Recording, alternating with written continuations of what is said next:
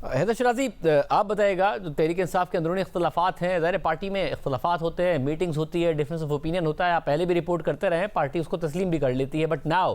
क्या इस दफ़ा पहले से कुछ ज़्यादा हो गया जो कुछ हम्माद अजहर और अली अमीन गंडापुर के दरमियान हुआ? देखिए, ये चीज़ें पहले भी होती रही हैं, लेकिन रिपोर्ट उस तरह नहीं हुआ जिस तरह गुज़िश्ता रोज़ हमने देखा कि अली अमीन गंडापुर और हम्माद अज़हर के दरमियान जिस वक़्त ये झड़प शिद्दत इख्तियार कर गई, तो उसके बाद पार्टी की सीनियर क़यादत को दरमियान में आना पड़ा और दोनों के दरमियान बीच बचाव करवाया है। और इसकी शुरुआत तब से है जब अली अमीन गंडापुर रावलपिंडी में एक एहतजाज की कॉल के मौका पर केपीके से काफ़िला लेके आए, लेकिन पंजाब की क़यादत उस तरह एक्टिव नज़र ना आई। उसके हवाले से पंजाब की क़यादत और केपीके की क़यादत के दरमियान मुख्तलिफ मीटिंग्स में और मौक़ों पर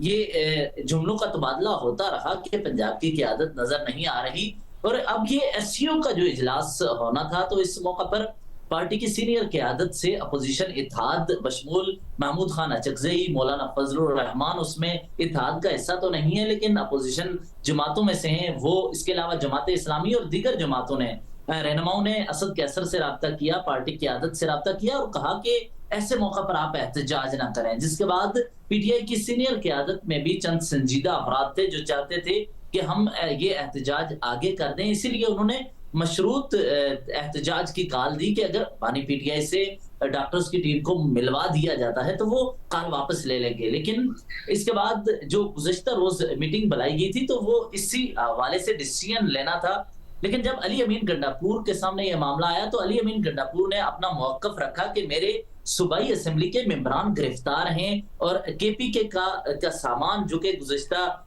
इसी माह के शुरू पे इस्लामाबाद वो जब एहतजाज के लिए आए थे, तो वो लेके आए थे, तो वो वफाक ने वो अपने पास रख लिया है। मुलाजमीन गिरफ्तार हैं, एमपीएस गिरफ्तार हैं। तो ऐसे मौका पर उन्होंने कहा कि पंजाब की क़यादत नजर नहीं आ रही, वो सिर्फ और सिर्फ बयानात दे रही है। हम्माद अज़हर जिसके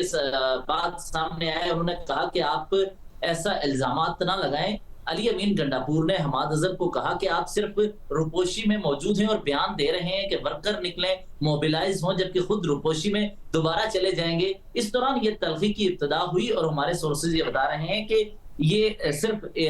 अभी इस कमेटी या इस कमेटी के इजलास से मीटिंग तक महदूद नहीं है, बल्कि यहाँ पर शहबाज गिल, इसके अलावा पंजाब के से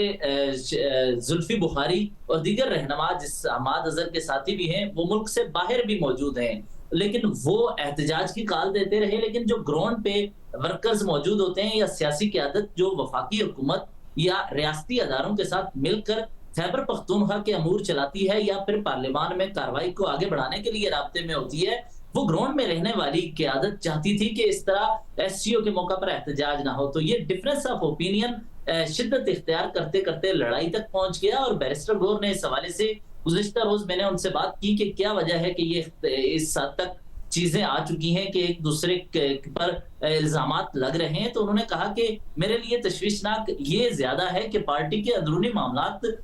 पब्लिक कैसे हो रहे हैं। उन्होंने इसको डिनाई तो नहीं किया, लेकिन एक बात है, उन्होंने इस बात पर तशवीश का इज़हार किया। मगर शरद, ये वजह क्या है कि ज़ाहिर अली अमीन गंडापुर अकेले ही थे, लास्ट टाइम भी जब आए तो वो अकेले ही थे और खैबर पख्तूनख्वा के कारकुनान नज़र आ रहे थे। एक फैसला तो ये किया पार्टी ने कि जो मुंतखब अरकान है वो नहीं आएंगे, मगर फिर जो दीगर हैं जो मुंतखब नहीं हैं, उन्होंने क्या अपनी वजह बताई कि वो क्यों नहीं आते हैं, जिसकी वजह से गंडापुर को ये कहने का मौका मिल रहा है। हम्माद अज़हर ने बहुत दफ़ा कहा मैं खुद आऊँगा, खुद लीड करूँगा, अडियाला जाऊँगा, रिहा कराऊँगा, फिर वो क्यों नहीं आते हैं? वजह क्या बताते हैं वो कि क्यों नहीं मौजूद थे? देखिए, इसकी एक ही वजह है। मैंने आपके ही प्रोग्राम में एक बात हमने खबर एक दी थी कि